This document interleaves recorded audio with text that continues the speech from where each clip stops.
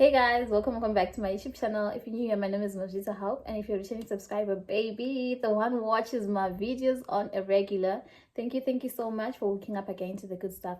In today's video, it's basically a sit down video whereby I'm going to be breaking down the requirements of a person to be admitted into a Polish university, any Polish universities, especially if you're doing a degree, a bachelor's degree.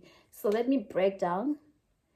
I'm a nursing student, so I'm going to be telling you about the requirements that I used, but then most of them, they are the same with most of the programs. So let's get straight into the video. I hope you comment, like, share, and subscribe. So the first requirement is the application form. I'm not going to be breaking this down in order, but I'm just going to be listing them. The universities here, you apply online, but it's very wise to use an agent because agents help you. They know everything, they know the whole process. That's what I did when I was coming here. So I think it's best that you use an agent to apply. So an application form, this is a form that is offered online, and then you have to fill that form. That is a requirement for you to start applying. And then the second thing is your passport, like this. This is my passport. I'm from Zimbabwe, so this is my passport. You have to have your passport that is at least more than 6 months valid for you to start applying for university in any of the Polish universities. And then the next thing is a motivational letter. You're supposed to write a motivational letter to the school. This is whereby you are kind of explaining yourself why you could be enrolled into that school. So that one is a very essential thing that you have to do. And when I was applying, I had to make sure that I write it in a proper way because I really wanted to get into the university that I'm at, which is Vincent Paul University in Lublin. And then the next thing is the O-level certificate that is authenticated by the Ministry of Foreign Affairs with a red stamp. This has to be done with a red stamp. And if you're from South Africa, you definitely have to have your matrix certificate.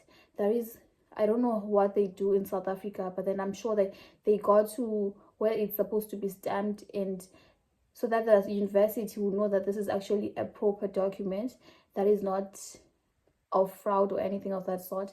And then the other thing is you have to have your A-level certificate. I've had many people asking me this question. Most of the times when I'm done with my A-level, they wouldn't have released the certificates. Yes, it's okay, darling. You can come with your slip and then you apply with your slip.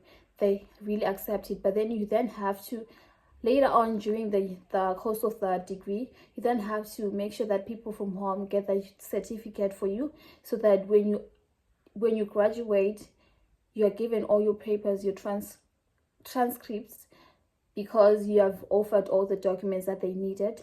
And then there is a letter from the Minister of Education that is needed.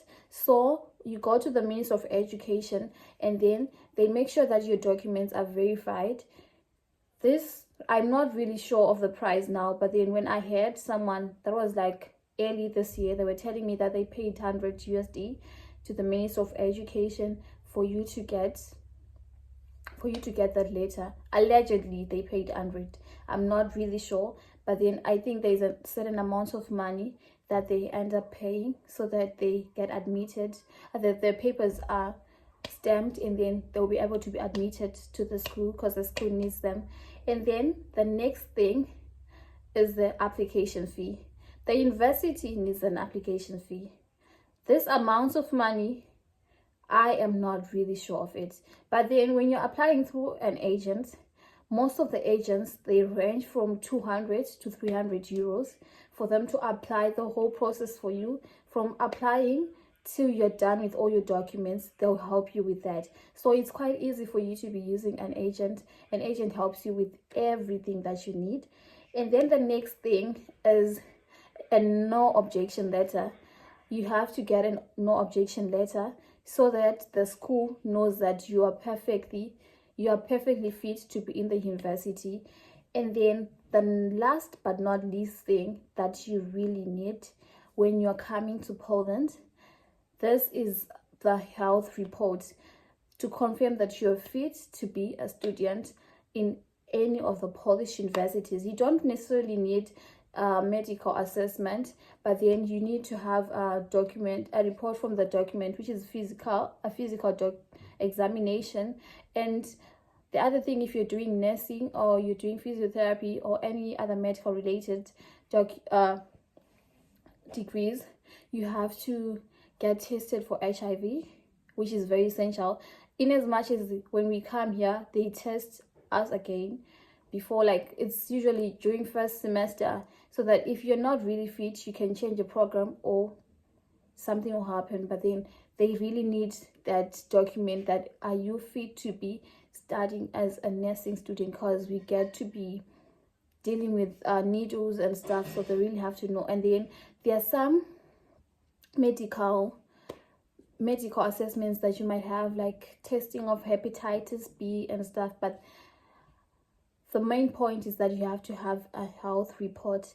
So some of the things, if I've left anything, and anyone that knows a lot of things that you need to apply, you can just comment down below. But then these are the most essential things that I know. And before we go any further, there is when you're applying for Poland, it's online application. Most of the times it's online application if you're applying for yourself. But then if you're applying for an agent, it's also online. But then there are agents that are located in Poland already. They might just go to the university. Let's say an agent that actually lands at that school, they're just going to go straight to the dean's office to apply for you. And make sure that when you're using an agent, that agent is very reliable, because most of the people end up complaining.